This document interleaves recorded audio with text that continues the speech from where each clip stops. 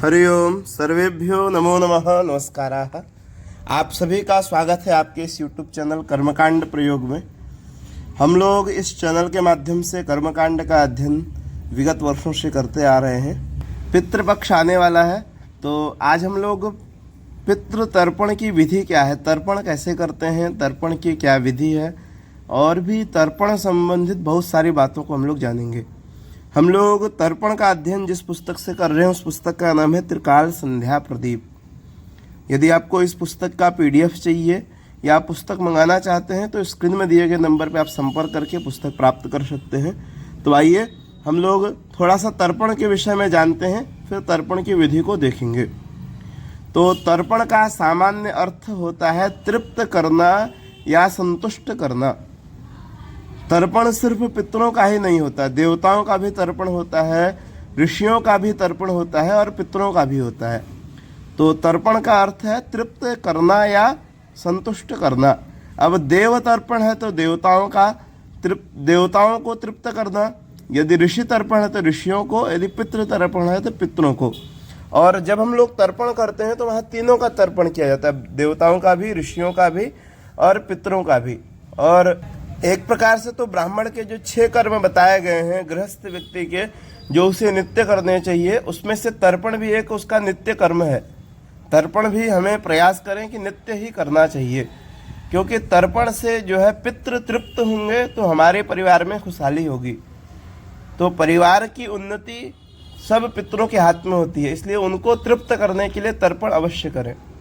तर्पण यदि हम लोग नित्य नहीं कर सकते हैं, एक आपको और दूसरा वीडियो प्राप्त होगा सरल तर्पण की विधि क्या है, ये तो थोड़ी सी बड़ी हो सकती है। तो यहाँ पे हम लोग बहुत सारी बातों को भी अभी जानेंगे, तर्पण संबंधित बहुत सारे ध्यातव्य विषय क्या हैं उनको भी इस वीडियो के माध्यम से समझेंगे। तो आप लोग प्रयास करें कि जो पितृपक्ष आ रहा है हम लोग का 7 तारीख से, उसमें आप लोग नित्य तर्पण करें। नित्य नहीं तो प्रयास करें तिथि वाले दिन करें, स्वयं से कर सके तो अति उत्तम है, इसीलिए वीडियो का निर्माण हो रहा है। लेकिन स्वयं से भी नहीं, आप जब तर्पण के बारे में जानेंगे, कोई करा भी रहा है तो वहाँ पे यदि वह गलत भी कराता है तो आप इस समझ पाएंगे कि वो गलत करा रहा है। तो इसलिए इसको आइए समझते हैं। तो जीवन की परिसमाप्ति मृत्यु से होती है और मृत्यु के बाद अपने पारलौकिक जीवन को किस प्रकार से सुख समृद्धि युक्त शांतिमय बना सकते हैं, किसी व्यक्ति की मृत्यु के बाद उसके उद्धार के लिए पुत्र पौत्र आदि के क्या कर्तव्य है, इसकी जानकारी सबको अवश्य होनी चाहिए। क्योंकि कहा गया है कि पुन्नाम नरकात् त्रायते इति पुत्रः, अर्थात नरक से जो त्राण करे, रक्षा करे, वह पुत्र है, उसी को पुत्र कहा गया है। तो सामान्यतः जीव के द्वारा इस जीवन में पाप और पुण्य दोनों ही होते हैं। तो पुण्य का फल स्वर्ग की प्राप्ति है तथा पाप का फल नरक की प्राप्ति। अतः अपने शास्त्रों के अनुसार पुत्र पौत्रादि का यह परम कर्तव्य बनता है कि वे अपने माता पिता तथा पूर्वजों के निमित्त श्रद्धापूर्वक कुछ ऐसे शास्त्रोक्त कर्म को करें जिससे उन मृत प्राणियों को परलोक में अथवा अन्य योनियों में भी सुख की प्राप्ति हो। हमारे यहाँ कहा गया है जब मनुष्य जन्म लेता है तो 3 ऋणों से युक्त होता है, देव ऋण, ऋषि ऋण और पितृ ऋण। तो भारतीय संस्कृति में पितृ ऋण से मुक्त होने के लिए अपने माता पिता तथा परिवार के मृत प्राणियों के निमित्त शास्त्रों में नित्य तर्पण करने की अनिवार्य आवश्यकता बताई गई है। श्राद्ध कर्म पितृतर्पण को ही पितृपूजन या पितृकर्म कहते हैं। पितृकर्म का तात्पर्य है पितृपूजन से। पितृ कार्य में वाक्य की शुद्धता और क्रिया की शुद्धता मुख्य रूप से आवश्यक होती है, क्योंकि कहा गया है पितरो वाक्यमिच्छन्ति भावमिच्छन्ति देवता। हम लोग दोनों का पूजन करते हैं, देवताओं का भी पितरों का भी, लेकिन पितरों के पूजन में, पितरों के कर्म में वाक्य की, पितरो वाक्यमिच्छन्ति, क्रिया की शुद्धता और वाक्य की शुद्धता होने पर ही उसको ग्रहण करते हैं पितृ। लेकिन देवताओं में भाव प्रधान होता है, वहाँ भाव है तो पूजा ग्रहण कर ली जाती है। तो इसलिए पितरो वाक्यमिच्छन्ति, वाक्य की शुद्धता हो, एक एक वाक्य स्पष्ट हो। हम लोग ऐसा प्रयास करेंगे कि इस विषय का ध्यान रखें।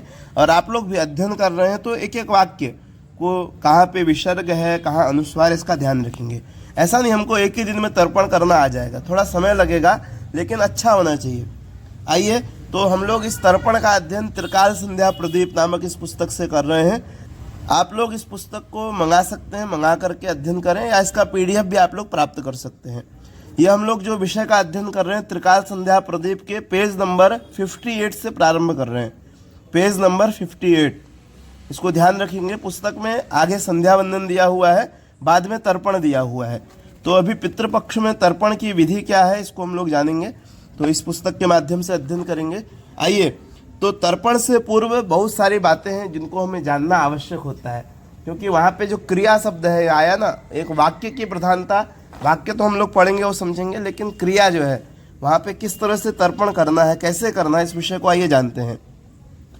तो तर्पण न करने से प्रत्यवाय अर्थात पाप लगता है। यदि आप तर्पण नहीं करते हैं तो उससे प्रत्यवाय लगता है, क्योंकि कहा गया है कि अतर्पिता शरीराद रुधिरम पिबंती, अर्थात पितृगणों को तृप्त न करने से, उनका तर्पण न करने वाले लोगों के पितृगण उनके शरीर का रक्तपान करते हैं। यदि आप पितरों का तर्पण नहीं करेंगे तो आप जो पितृ हैं वो आपके शरीर से रक्त का पान करेंगे।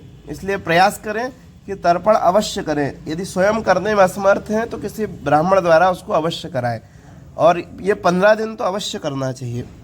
आइए, अतः गृहस्थ व्यक्ति को नित्य तर्पण अवश्य करना चाहिए। आइए, तर्पण किस पात्र में करें, तो इस विषय में कहा गया है हेमं रौप्यमयं पात्रम ताम्रम कांस्य समुद्भवम पितॄणाम तर्पणे पात्रम मृणमयम तो परित्यजेत। पितरों का जो तर्पण है वह या तो चांदी का पात्र हो, जो थाली हो, या तांबे का हो, या कांसे का पात्र हो। सर्वप्रथम चांदी है, यदि वो नहीं उपलब्ध है तो तांबा, वो नहीं है तो कांसे का पात्र तर्पण के लिए अच्छा कहा गया है, प्रशस्त माना गया है। लेकिन मिट्टी और लोहे के पात्र का सर्वथा निषेध है। मिट्टी और लोहे के पात्र में तर्पण कभी नहीं करना चाहिए। आइए, तर्पण में जो हाथ में हम लोग कुशा रखते हैं, अभी हम लोग तो ये कुछ बातें पढ़ रहे हैं, एक प्रकार से थ्योरी, इसको आपको समझना है और याद करना है। अभी एक वीडियो आपको प्राप्त होगा जिसमें तर्पण की विधि, तर्पण कैसे करें, अभी यहाँ पे समझ रहे हैं, बाद में विधि के साथ भी समझेंगे। तो हाथ में जो तर्पण में कुशा रखते हैं कैसे रखें। कुशाग्रये तर्पयेत् देवान् मनुष्यान् कुशमध्यतः द्विगुणीकृत्य मूलाग्रैः पितॄन् संतर्पयेत् द्विजः। कहा गया है कि कुशा के अग्रभाग से देवताओं का तर्पण करना चाहिए। कुशा का जो अग्रभाग है उससे देवताओं का तर्पण करें। अब कैसे हाथ में रखना है इसको हम लोग जब विधि पढ़ेंगे तो समझेंगे। आपके सामने स्क्रीन में एक चित्र दिख रहा होगा जिसमें ब्रह्म तीर्थ, देव तीर्थ, ऋषि तीर्थ आदि दिए हुए हैं। तो अग्रभाग से जो देव तीर्थ है वहाँ से देवताओं का तर्पण करना चाहिए, मध्य भाग से ऋषियों का तर्पण करें, और कुशा को बीच से मोड़कर पितरों का तर्पण करना चाहिए। आइए, दूसरी बात क्या है, तो देव तर्पण जब हम करेंगे तो हमारा मुख पूर्व दिशा की ओर होगा। ऋषि तर्पण में उत्तर दिशा की ओर हमको मुख करना है, और पितृ तर्पण में दक्षिण दिशा की ओर मुख करेंगे। इसको ध्यान रखेंगे। देव तर्पण में जनेऊ को शव्य रखना है। यहाँ पे 3 बातें हैं, सव्य, अपशव्य और कंठी। जैसे हम अभी धारण किए हैं जनेऊ को, बाएं कंधे में ऊपर है, दाहिने कंधे में नीचे है, ये सव्यावस्था है, ये सव्य कहा जाएगा। तो देव तर्पण में जनेऊ सव्य होगा जैसे धारण है। ऋषि तर्पण में जनेऊ को कंठी, जैसे हम माला धारण करते हैं तो जनेऊ को हाथ से निकाल के माला की तरफ कर लेना है।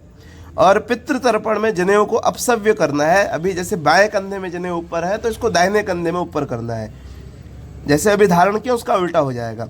देव तर्पण में दाहिना घुटना जमीन पर लगाना है। जब आप तर्पण करेंगे तो दाहिना घुटना जो है जमीन से स्पर्श करे देव तर्पण में।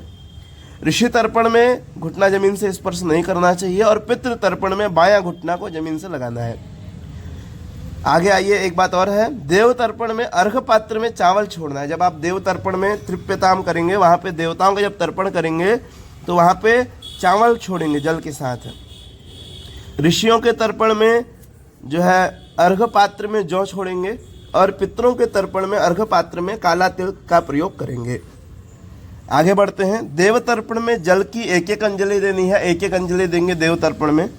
ऋषि तर्पण में जल की 2-2 अंजलि प्रदान करेंगे, और जो पितृ तर्पण करेंगे वहाँ पे 3-3 अंजलि जल की देंगे। इसकी विधि हम लोग आगे विस्तार से समझेंगे। अभी कुछ बेसिक जानकारी के लिए वीडियो बनाया जा रहा है। आगे बढ़ते हैं। देव तर्पण देव तीर्थ से करेंगे, ऋषि तर्पण ऋषि तीर्थ से करेंगे और पितृ तर्पण पितृ तीर्थ से करेंगे। इसके लिए आप ये फोटो जो है आपके स्क्रीन में दिख रहा है, इसके माध्यम से समझ सकते हैं। इस पुस्तक में भी पेज नंबर इसके पीछे वाले पेज में दिया हुआ है। देव तर्पण में गमछा जो कपड़ा है उसको सव्य रखेंगे। कंधे में एक गमछा भी रखा जाता है, उसको सव्य रखना है। माने जैसे अभी जनेऊ हमने सव्य है वैसे ही माने बाएं कंधे में रखना है। और ऋषि तर्पण में गमछे को कंठी की तरह रखना है, गले दोनों तरफ से लटकाना है। और पितृ तर्पण में गमछे को अपसव्य रखना है, अर्थात दाहिने कंधे में ऊपर रखना है। देव तर्पण में बाएं कंधे में ऊपर होगा और पितृ तर्पण में दाहिने कंधे में गमछा ऊपर होगा। एक बात और आखिरी बची, पितृकर्म अपसव्य होकर और दक्षिण की ओर मुख करके करने का विधान है। अपसव्य न कृत्वेतद् वाग्यतः पितृदिङ्मुख, माने जो भी आप पितृकर्म करेंगे उसमें अपसव्य होना है, जनेऊ बदलना है, जनेऊ को दाहिने कंधे में रखना है और दक्षिण की ओर मुख करना है। ये आपके सामने स्क्रीन पुस्तक में फोटो दिख रहा है। देव तीर्थ किसे कहते हैं अग्रभाग को, पितृ तीर्थ क्या है, अग्नि तीर्थ क्या है, काय तीर्थ क्या है और ब्रह्म तीर्थ क्या है।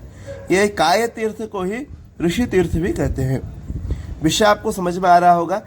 इसके बाद आपको जो वीडियो प्राप्त होगा उसमें तर्पण की क्या विधि है, तर्पण कैसे करें, ये तो हम लोग जानेंगे ही, लेकिन कुछ मंत्र वगैरह हैं उनको हम लोग एक बार क्या करेंगे, याद करेंगे। जैसे कक्षा करते हैं उस तरह से 10-10, 12-12 मिनट के वीडियो में तर्पण को हम लोग 2 से 3 वीडियो में अध्ययन करेंगे। फिर एक जो वीडियो पूरा प्राप्त होगा जिसमें तर्पण की विधि प्रैक्टिकल, पहले थ्योरी आप लोग को तैयार करना है, कैसे पढ़ना है, उच्चारण, क्योंकि वाक्य की प्रधानता है।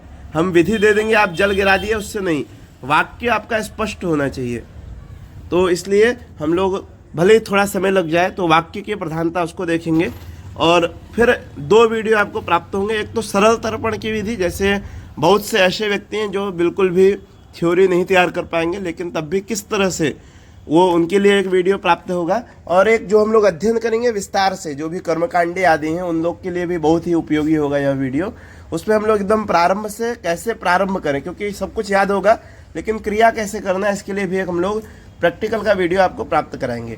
तो आपसे निवेदन होगा कि वीडियो को शेयर अवश्य करें अधिक से अधिक लोगों को, जिससे हमारा उत्साह बढ़े, हम और कुछ अच्छा कार्य करें। और दूसरा, यदि आप पुस्तक या PDF प्राप्त करना चाहें तो स्क्रीन में दिए गए नंबर पर संपर्क करके आप पुस्तक को घर बैठे प्राप्त कर सकते हैं, नहीं तो PDF से भी आप अध्ययन कर सकते हैं। अन्य कोई भी जिज्ञासा हो, तर्पण संबंधित कोई भी विषय हो, या आप तर्पण आदि कुछ कर्म कराना चाहें तो वाराणसी में इस कर्म का आप संपादन भी कर सकते हैं। इसके लिए भी आप निःशुल्क संपर्क कर सकते हैं। कोई भी जिज्ञासा आप संपर्क करें। अस्तु, नमस्कारः, धन्यवादः।